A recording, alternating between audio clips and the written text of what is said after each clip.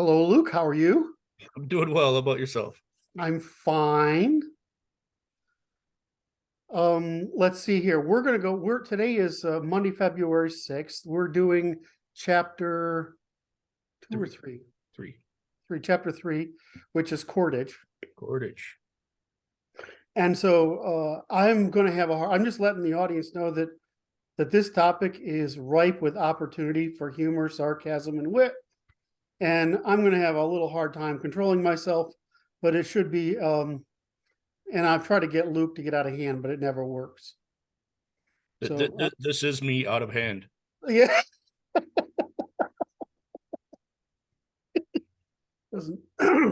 I need to keep up with a valiant effort to see if I can provoke Luke, but it's not going to happen. It never does. It always ends up blowing up in my face, just so everyone knows. So the thing is, this chapter is called Cordage, right? I mean, it's about making cords.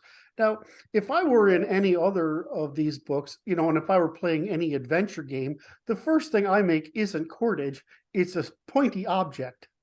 Right. And so, why did you?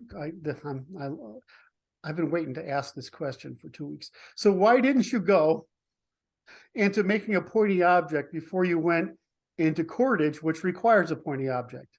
Right.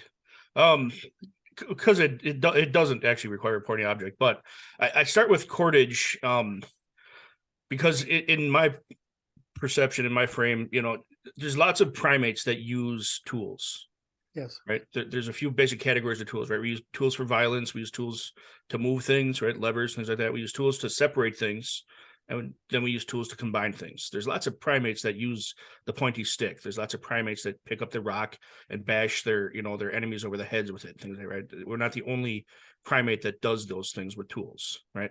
But where we really start to separate ourselves, where our branch of nature of species starts to separate ourselves from other primates, is in the ability to combine things together, right? So that's why I'm starting with, or why I start in the actual skill development portion of the book, why I start with cordage, because it's the first step in learning how to combine things together that nature intended to be separate. So it's the first thing that really separates us from the other primates that exist on the planet. It really makes us unique as humans. The research I've done anyways, some of the earliest cords were being made by Neanderthals, not by even Homo sapiens, right? I mean, so we got cords that predate even the existence of man as we know man, right? So it really is part of what defines us as being human, is being capable of this most basic survival tool, the cordage, if that makes sense. Yep. And really, a pointy stick's pretty easy. You just snap it off, and you got yourself a pointy stick, right? So it's pretty accessible to anything with opposable thumbs. Yes.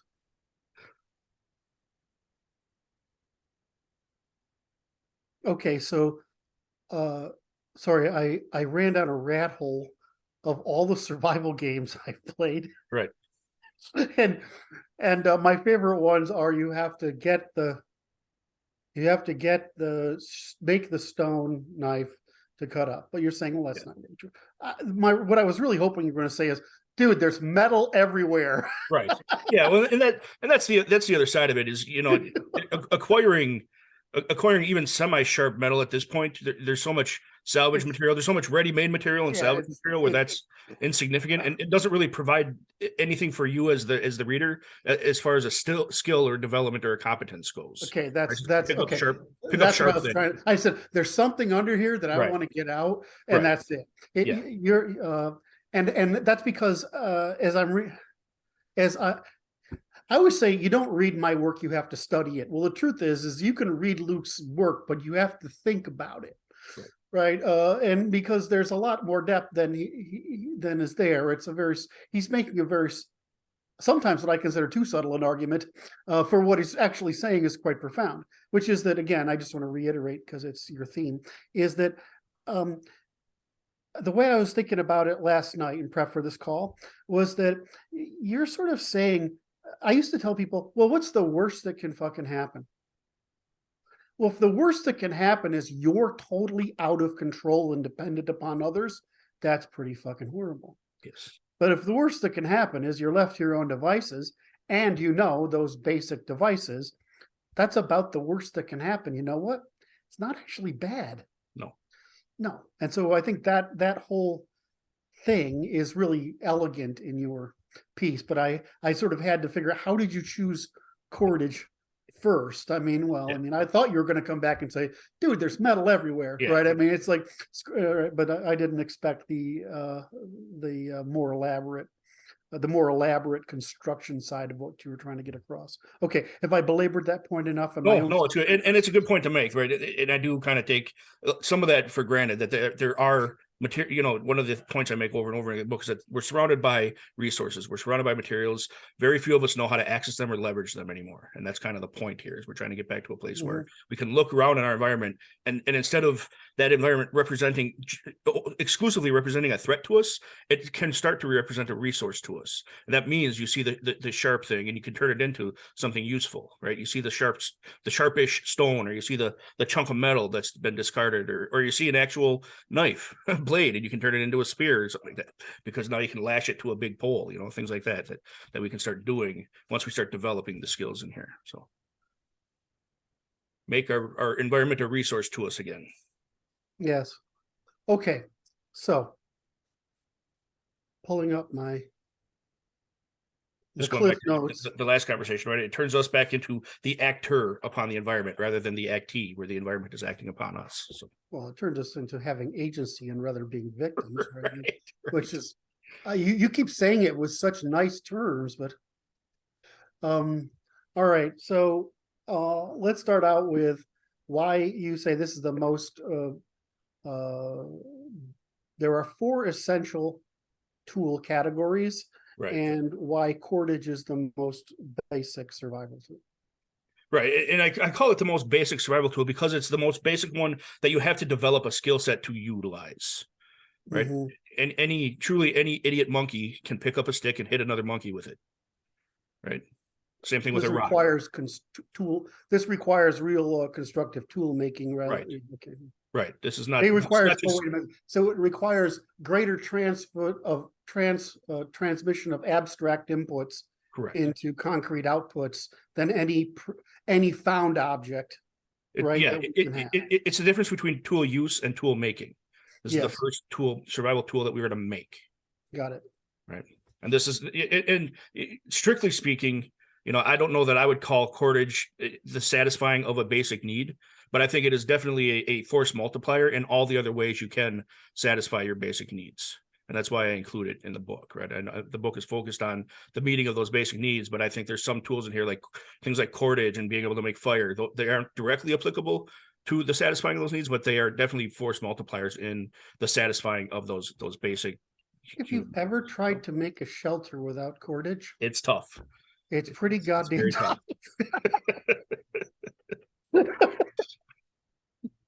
Or any more complex tool beyond a pointy stick, right?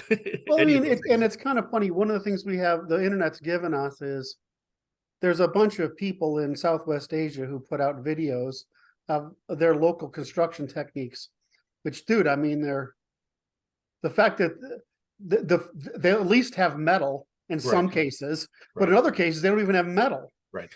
And they're doing all this with just rocks. Yeah. Right. Rocks and wood and mud. Right. And so you look at this and what do they build? Well, they do a lot of things, but one of the things they always build is cordage. Yeah. Right. And so I guess we just take it. We've gotten past the point where it's a big part of our lives. We're out through history. I suppose it was part of everyone's life. Yeah, I think so. And you know, once you can, we don't understand, you know, we don't recognize, we take for granted a lot of the applications. Once you can make, you know, a simple cord, you can make nets, you can make baskets, you can make clothing, you can make bedding, you can make all of these, you know, you can make yourself a hammock if you want, hang from the trees. And once you can make the basic cord, then it opens up a lot of things that can change how you're interacting with the environment around you, how you can leverage that environment. So I'm desperately trying to avoid saying anything about tying people up, but I really there's a lot of that can happen as well. You look at things like animal husbandry. How do you move your animals around without the cord, right? I mean, there's a lot that emerges in the development of humanity because we started making cords out of natural materials, right? I mean, Mhm. we cover all of our squishy bits with cord. So I love that Activille was it active. Can't believe I'm forgetting it. Danish girl, and her string dress. oh String yeah, skirt. yeah, It's really beautiful, right? But you forget that was how things were done. I know it's kind of sexy because it's basically semi-transparent, but it's not transparent, right? right. And I'm looking at look at all the clothes they made, and look how early they were making these things. And unfortunately, they don't survive in the archaeological record very easily. She was inside they took a tree, they carved out a coffin for her and reset the top of the tree back in, and Right. she was in acidic soil, so there was no oxygen for the bacteria to destroy it, so it survived. But there's just no record. It's like we have a vague idea when fishing nets came around. It was a long effing time ago, Right.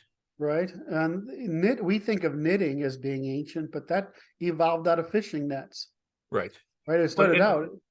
Go ahead. And some of the earliest evidence of cord making was indentations on clay pots that were in the shape of Yes. woven grasses. So you could Yes. see that they had woven grasses into cords to carry these clay jars and pots around, with them, water jugs and things like that. So it's not even the cords themselves that we found, but it's just indentation on clay Exactly. that you can see that it was a rope used to hold it in place or to carry it or transport it. Well, it also evolved into an aesthetic, right? According to aesthetic, right? Yeah. I mean, so Yeah. anyway, so I don't want to.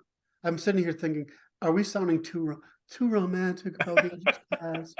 No, he's trying to make a basic concept of what your 4 essential tool categories. Do you want to do them, or you don't want to do them?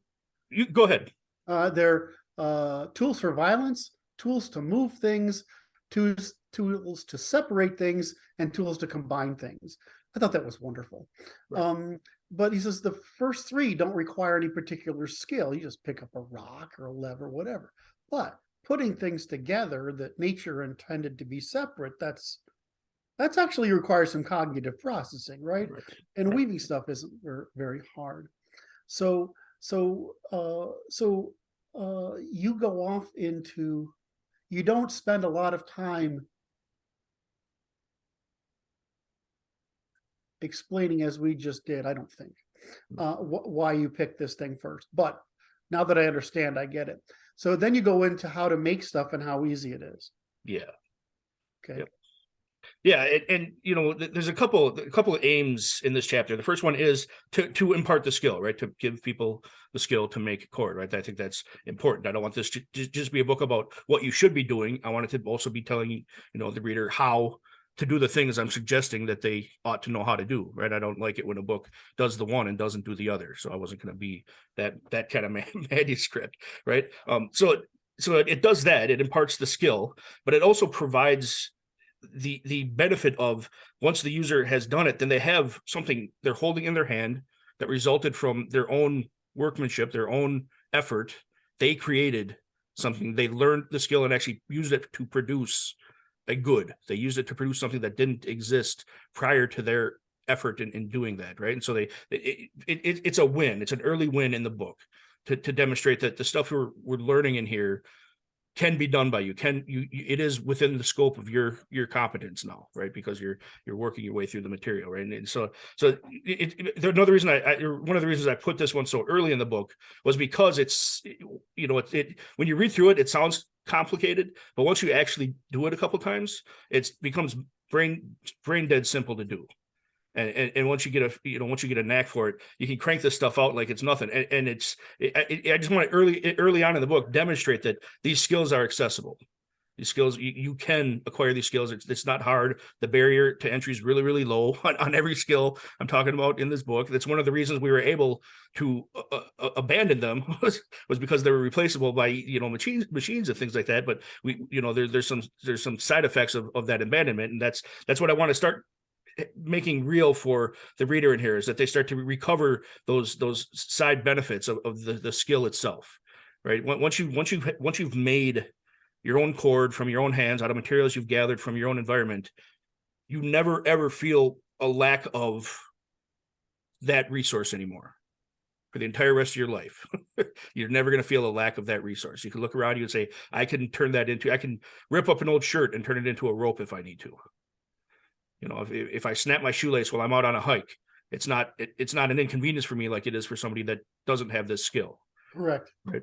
So that's why I put it so early in the book. It's just so that there's a real tangible benefit to the reader of the development of the competence that I'm arguing for in the book, right? And that's why it's positioned where it is, even before some of what I consider more important topics. But I want this early win for the reader in the book. So that's why this is chapter. I used to do this as a kid. I mean, I Right. grew up in a farm town.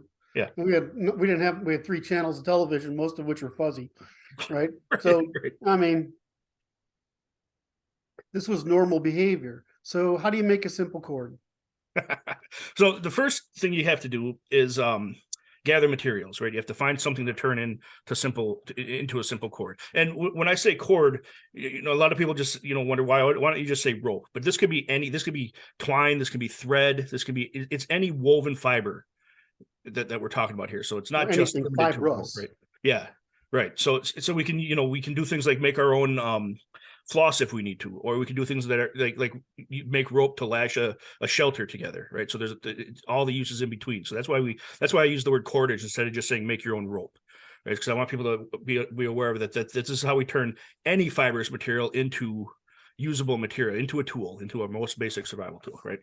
So the first thing you have to do is you gather your material, and there's a lot of material available in nature, right? You look for any of the fibrous parts of plants, like the long, thin leaves. Those are great material. You dry them out a little bit, you scrunch them together, you break them up, you know, into individual fibers, and you got yourself material for rope making. You pull the inner bark off of a tree, right? It's really fibrous, really accessible material. You just rip off or tear off or bang off the outer bark. You have access to the inner bark. You can pull it off in strips, break it up into individual fibers, and you got yourself material for making rope. There's a lot of roots and plants that you can turn into cordage. There's a lot of stalk like plants that you can turn into cords. Things that, you know, like nettles used to be really popular for making cords. People they'd strip all the greenery off the nettles, and there's like these white fibers inside of them, and you can braid those together, weave those together into various cords, right?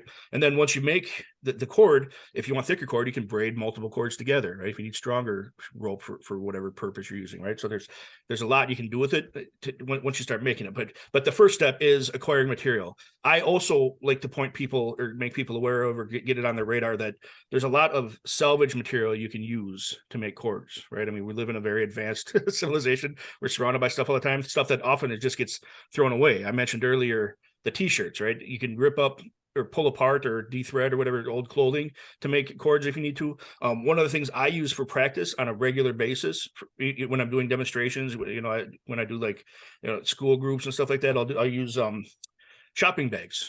You know, I just collect shopping bags as our family goes shopping, you know, and they bring home the plastic bags, right? The plastic shopping bags. I hang on to those, and I'll cut the bottom and the top off so that I have, you know, like a tube, a big tube. Then I'll just cut one side of the tube, and I have this, you know, this 3-4 foot long length of plastic that I'll cut into strips, and I use that as my fibrous material to turn into cord. And depending on, you know, the amount of strips you use or how thick you cut it or whatever is going to determine the thickness of the cord you're using. I guess the point here is that the biggest problem we have with plastic bags is they don't fucking go away. Right. And so you're like, well, there's an infinite supply of them. Right. And so, okay, sort of like there's metal everywhere. Right. The plastic bag thing as well. You don't really have to go stripping the bark off of trees. Right. Yeah. Because these plastic bags you do the world a favor and use plastic bags so they don't end up somewhere else. Right. Exactly. Yeah. Right. And that's you know, my personal thought on it is it's something that's there. It's something that we're not doing a good job of utilizing in any other way. So that's why I use it as practice. That's why I use it for demonstration. That's why when I go to these groups, I'll bring a bunch with, you know, and so that I'll hand them out and the kids can cut them up into strips, and they'll use them to make it as well, and things like that. So it's just a good way to reuse this thing that otherwise just gets tossed. So I think this is also a good kid craft sort of thing, right? I mean, I guess that's part of why you're trying to include it. Because I was thinking to myself, because I always do this, what are the objections? Well, Luke, how does this make me a stronger, better person if I know how to make cordage? Mhm. Well, you'd be surprised. It's like a lot of things. It's like, we used to, Boy Scouts, when before Boy Scouts were destroyed by the gay movement, Yeah. the feminist movement, these were just badges you got, Right. right? You just accumulated all these basic skills Yeah. so that you felt competent. And what happens, of course, over time is it with a small, as there's small number of just making fire, collecting firewood, collecting firewood, making fire, making cords, right? I'm not going to, I don't want to take away from anything else you cover in the future, but the idea is that you develop this confidence and competency of doing it yourself. Yes. And so, like when I was a kid, I mean, if you didn't break your water pump and then go to the freaking garage. You went and spent $30 on a water pump and some more on the goo, right? To whatever the seal was or whatever. And you took your fucking engine apart and, with dad's tools and put it back together again. And before that, my grandfather, God, I can't tell you how many times took the goddamn television apart to see if he could get better. Because back then, televisions, they could adapt to the temperature change, Right. which would cause all sorts of weird stuff. So we'd always been in there taking take his car apart, take the television apart, take the radio apart. And I always thought that was the most bizarre. I mean, I can understand the car thing, right? But the television, of course, he's an engineer, so he understands these things, right? So he's like, on the farm, I had to fix the tractors. Why do you think I can't fix the damn television? I mean, he's one of those guys. Well, and that's how a lot of this stuff works, right? It's like, individually these things are useful, but cumulatively they create that foundation of competence that I've been trying to aim the reader at throughout. Right. You're trying to build the foundation of competence from the first principles of modifying the real world. Right. And so what I was getting a thought as you were just talking there along those same lines is that if you get the more distant we get, this is one of your arguments, the more distant we get from first principles of interacting with nature, the more victims we are of circumstance.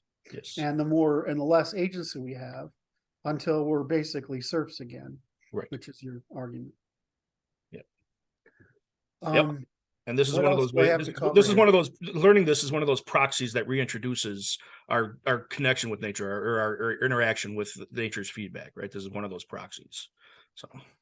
All right. So back in the day, when I was a kid, we used to fuss with things. So one of the things, you just fiddle because today they got their phones to fiddle with kids. I mean, I'm not different from any other kid, right? Is you got your phones and your computers and your video games to fiddle with, and you got all these entertainment vehicles, whatever.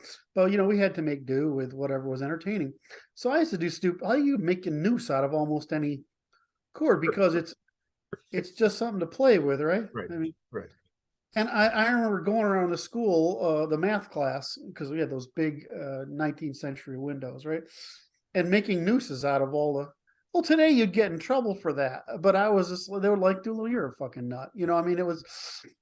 It was just nothing back in the day, but now everything is a symbol of aggression or a symbol of meditation. Yeah, you could have a loop hanging in your garage that you use to close your garage door, and somebody can accuse you of racism for hanging in your garage. Just fucking there's a whole product category now for fidget toys. Yes. Right? They get spinners and and cubes and all this kind of stuff. That are designed solely as fidget toys. Right? There's this anxiousness that has to be expressed. And why not make it productive? Do something like this as your fidget toy. Yep. Right. To get that nervous, anxious energy out into something productive, right? If you can't find another resource for it. And that, this is stuff that I've taught, to very young kids, and they can grasp this stuff, right? Again, a lot of the material in here, I think most of us should be able to do by the time we're about 12 years old at the latest.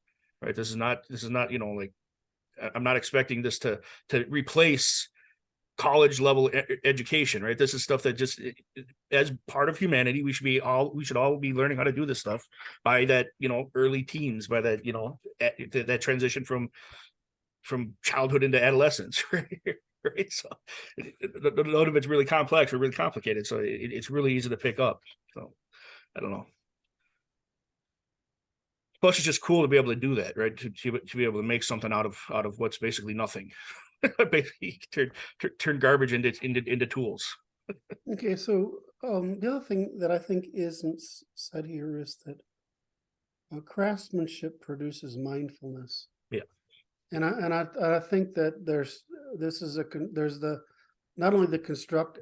People say, I was saying beforehand, there's a lot of this is going to, people are going to look at this. It's on chord making. I'm like, yeah, but you don't understand where we can take this discussion on chord making, right? I mean, it's all over the place, right? I mean, you can start saying, wait a minute, Luke's trying to make a freaking point here, right? And so I'm going to just take Luke's stuff and move it my selfish direction a little bit. Oh, that's good. And say that, I'm concerned about mindfulness is that I want people to not be crazy. Yeah. Right. And you're trying to give them basic confidence in how to, and what I would say is, what's the worst that can happen? I'm still in control. Right. I'm not at risk. I'm still in control. My view is I want people to not be crazy, right? To feel out of control and to have mindfulness. And so I say, well, why did I reload bullets? Right. Reloading 223 is stupid because it's cheap ammunition. I mean, you reload expensive ammunition, right? Because it's so expensive to buy. I mean, the savings is profound on high calibers and things like that. But on 223, it's, the stuff is freaking pocket change, right? So why do you do it? Not because I need to save money, but because the mindfulness of the discipline of having to focus on things like primers, cases,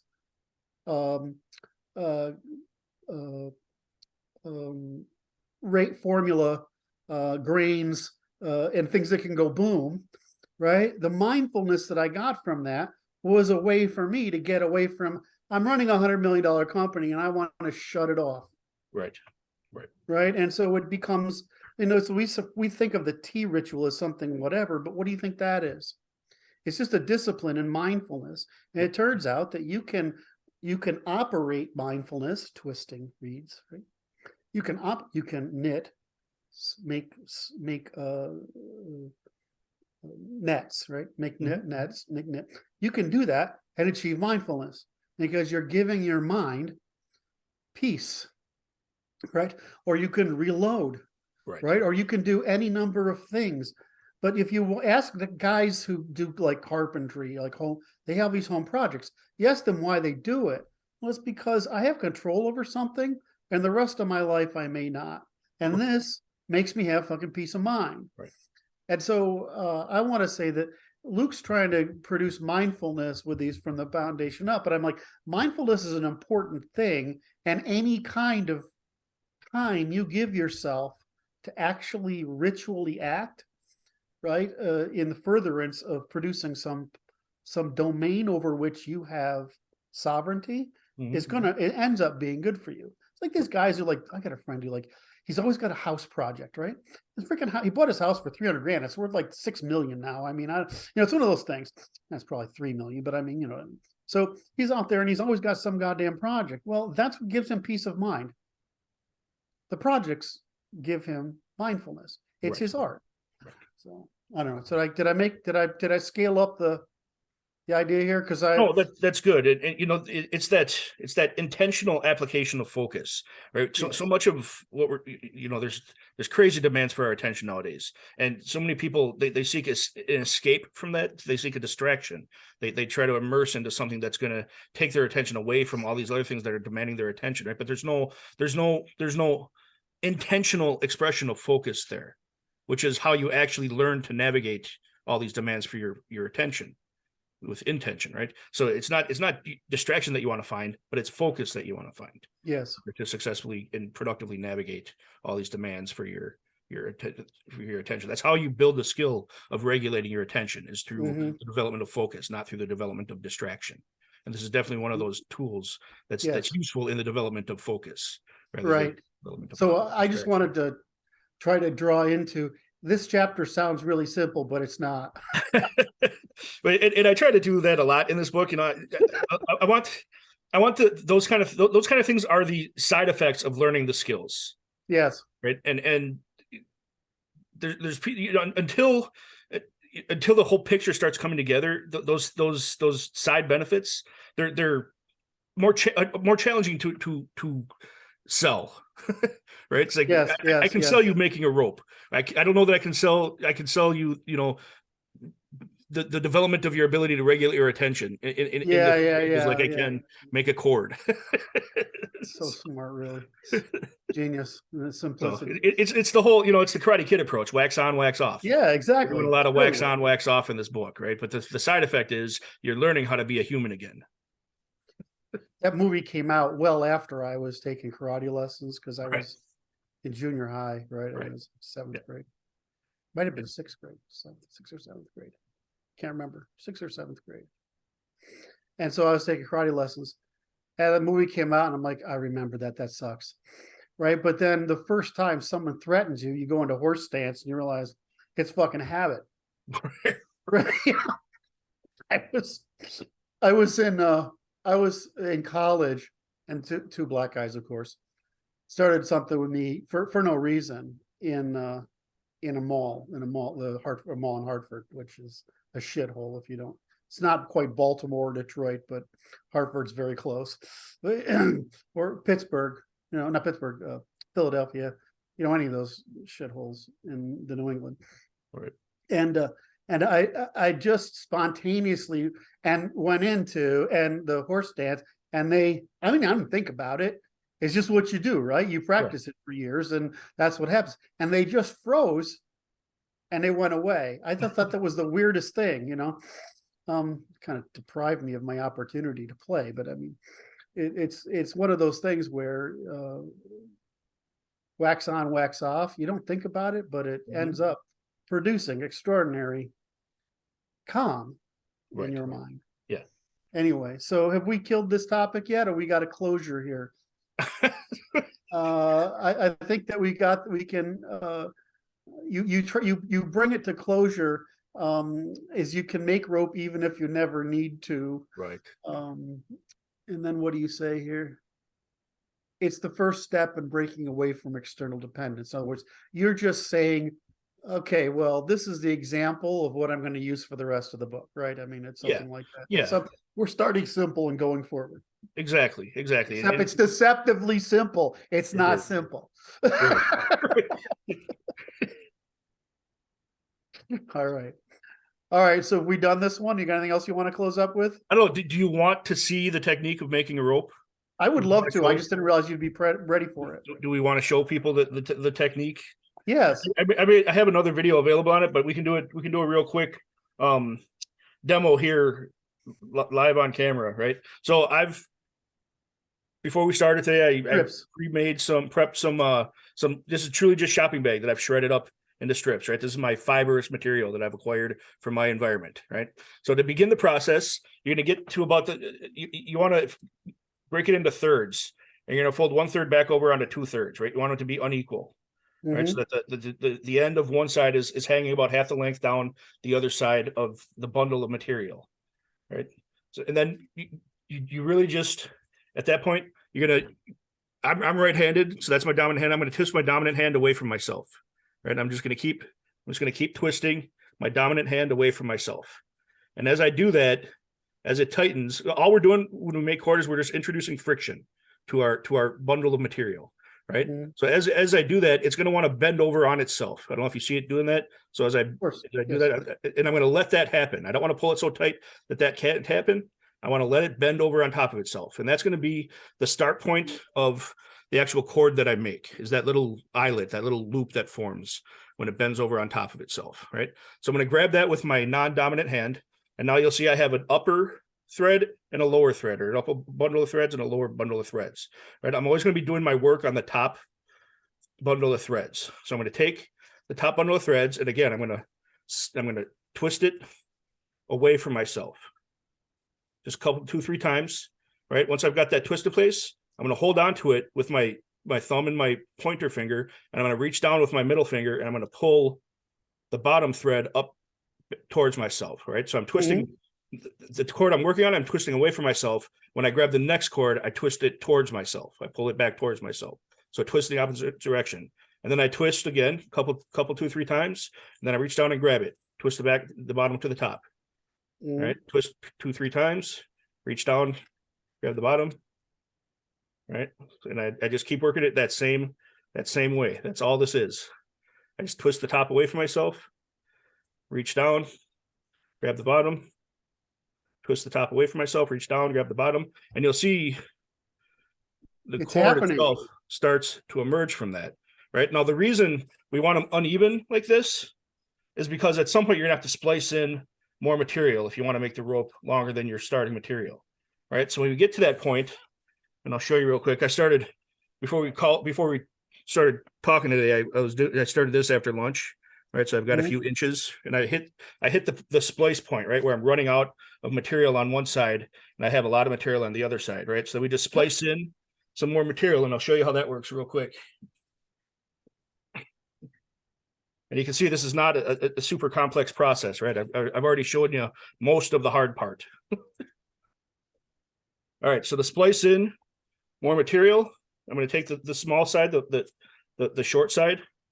I'm going to take my new material, and I'm just going to twist them together, right at where I would normally be twisting. I'm going to give it a few extra twists because I'm introducing new material, and then I'm going to go right back to the same technique. I reach down, grab the bottom, make the bottom the top, twist it, reach down, grab the bottom, make the bottom the top. And once I've done a few of those, once I've introduced a few of those twists, that material is thoroughly spliced in. It won't come out. It's locked in there. And I can make the rope, right? So now this was my long side before the splice. Now this is my long side after the splice. That's the material I just spliced in. And that material, it's not coming out of that thread. So because every pull increases friction. Yeah, every twist increases friction, and that's all we're doing here is increasing friction. Now, with that, one of the things you want to be careful of, one of the things that I run into is people want to grab green grass off the field and start making cords out of green grass, which it'll work, but the problem is all that moisture in there is going to dry out, and as it dries out, you're going to lose all the friction that you introduced into the cordage. So there's a few rules you want to pay attention. You want the material you're working with to be dry but not desiccated. You don't want it to turn to powder when you rub it, but you want it to be dry enough where it's not going to lose the friction when it dries out completely, right? And that's really the big key there. That's how the moisture works against you when you're making cordage. But other than that, any fibrous material you can find that's dry enough to work with and that's not going to dry out and lose all your friction, you can make cord out of it, and it's really just that simple. So just a few twists and you're rolling. When I was in Boy Scouts, we had to do that, and then we had to make a rope out of the cords. Yeah. Yep. Right. I can't remember how to do it now. There was some set of holes over here and some spinny thing over here. Yeah. And each of the twines twist, and then the whole thing twists around itself. Yeah. And there's dozens of ways of making cord. I like this one because it's really simple to do. You can do it while you're walking around. Right? It takes so little concentration once you get the technique down that it doesn't require any equipment, and you can use any resource to do it. You can wait. So women knit in order to make sweaters, and men twist in order to make nooses. Is that what I hear? That's what you're hearing, right? Yeah.